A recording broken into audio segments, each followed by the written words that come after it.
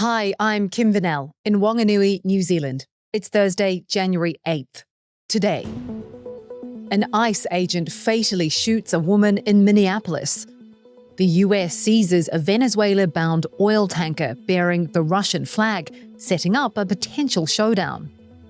Saudi Arabia says Yemen's UAE-backed separatist leader has reappeared. And the baby gorilla twins giving a boost to an endangered species. This is Reuters World News, bringing you everything you need to know from the front lines in 10 minutes, 7 days a week.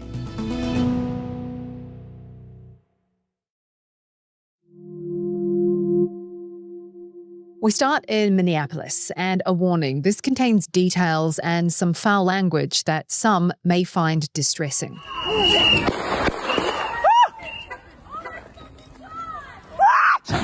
This is the moment 37-year-old Renee Good was shot while in her car by ICE agents in Minneapolis. This guy has a gun. They're firing guns.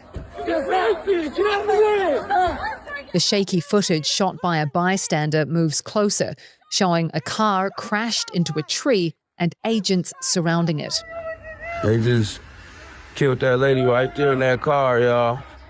A woman nearby is crying. She says the woman shot was her wife. Hey, was you riding with her? Another witness films paramedics attempting resuscitation, but Renee Good does not survive.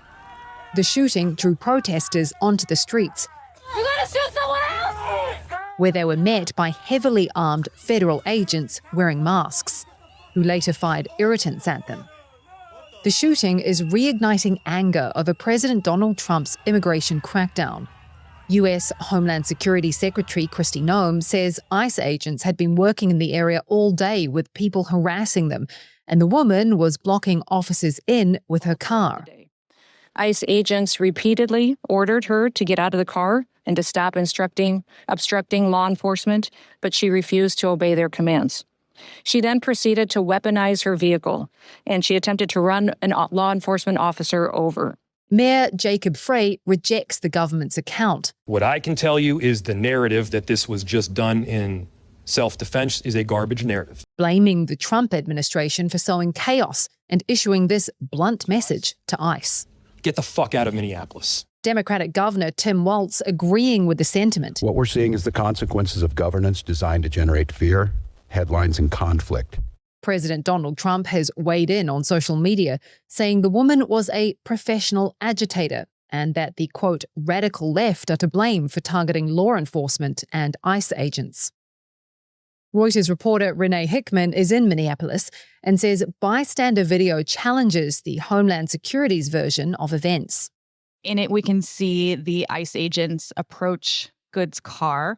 One of them tries to open her door, and then another one looks like the front of the car, and as she's driving away, he fires his weapon at her. The car then accelerates and then crashes a little way ahead. It's not totally visible whether or not she made any contact with that agent who fired his weapon at her, but he is still standing when the car drives away. There have been more protests and vigils tonight in Minneapolis and in other cities in the U.S. I think that this is going to provide another flashpoint in what has been a fairly violent immigration crackdown by the Trump administration that has seen a lot of resistance. The US has seized 2 Venezuelan-linked oil tankers in the Atlantic. Notably, one of the tankers, bearing a Russian flag, was being shadowed by a Russian submarine. American forces had been pursuing the Marinera for more than 2 weeks. The ship was reportedly empty, but US officials are saying it's been used to move Venezuelan crude. This comes just days after US forces captured Venezuelan President Nicolas Maduro, and as Trump announced a deal to bring up to 50 million barrels of the crude into the US. Here's national security reporter Idris Ali. Anytime you have a superpower taking over something that is belongs to another superpower, in this case, the United States and Russia, it does risk sort of tensions flaring. It does risk, a diplomatic démarche. The Russian Transportation Ministry put out a statement saying this is unacceptable. We request and really demand, our citizens from the ship to be returned to us. But beyond that, I think we're trying to figure out what happens next, right? Do the Russians say, okay, this was a vessel that was under our flag, but it really wasn't something that belonged to us previously, so we're going to let this go? Or do they have some sort of response where they go after some vessels that is important to the United States? The U.S. Coast Guard is in possession of the vessel. It does appear to be heading in the direction of British waters, but we don't know what the final destination is going to be. US Secretary of State Marco Rubio confirms he will meet Danish leaders next week as President Trump revives talk of taking over Greenland. Asked about Trump's plans for military intervention, Rubio said that option is never off the table. If the president identifies a threat to the national security of the United States, every president retains the option to address it through military means. Trump's Greenland ambitions have NATO allies on edge and working on a plan to respond. European leaders are rallying behind Greenland and warn that any US military move would shake NATO. Et donc ces intimidations doivent cesser. With France's Foreign Minister Jean-Noël Barrot, after talks with Germany and Poland, calling for the intimidation to stop. The White House has said Trump is actively discussing a Greenland purchase with security aides. Adaras al-Zubaydi, the leader of Yemen's Southern Transitional Council, has fled the country with help from the United Arab Emirates. That's according to the Saudi Arabia-led coalition in Yemen. The UAE has not commented on the claim, but it escalates a drama between Saudi Arabia and Abu Dhabi over the conflict in Yemen, with Riyadh wanting Zubaydi to attend crisis talks in Saudi. Reuters Gulf Bureau Chief Maha El-Dahan is in Abu Dhabi.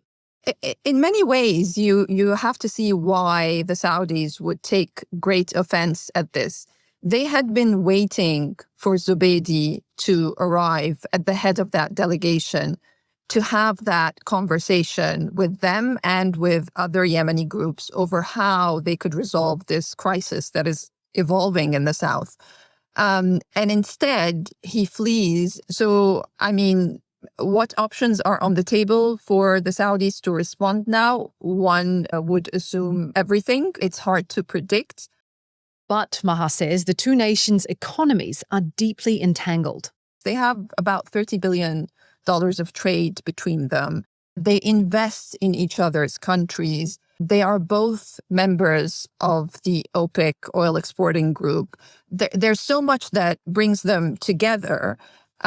Which is why this is so worrying for so many people, the more it escalates day by day.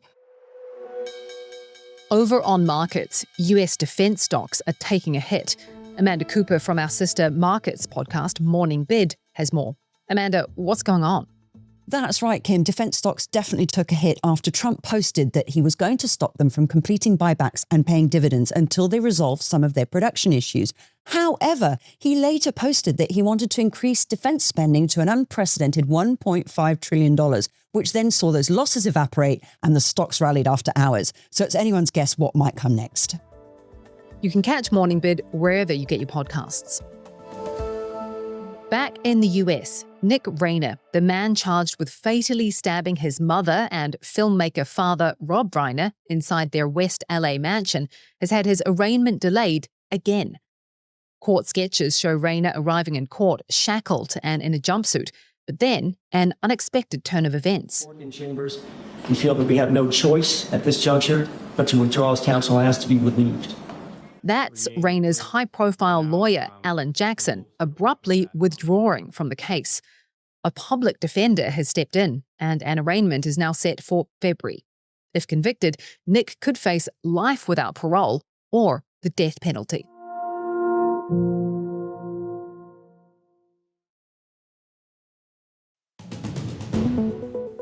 And for today's recommended read, a rare boost for one of the world's most endangered species.